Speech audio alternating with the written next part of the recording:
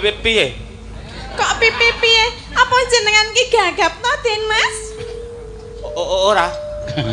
Ora jarine panjenengan lara napa to? Ora lara aku. Lah? Janipun kenging menapa? Ya mung apa Pak? Pesikis. Kok pokoke alasan to. Kowe iki mengkon mikir aku ming mergo awakku rada lungkrah ngono wis wangun kok ketoprak kok takon sutradara iki iso dibandemi wong delok. Oh, piye? Panjenengan kira menapa to, Den Mas? Aku kira ngopo-ngopo. Ora ngopo-ngopo kok kula mireng kabar menawi panjenengan menika nembe sakit. Kuwi rak mung kabar sing kabur. Berarti jenengan sehat nggih? Sehat walafiat. Oh nggih, alhamdulillah.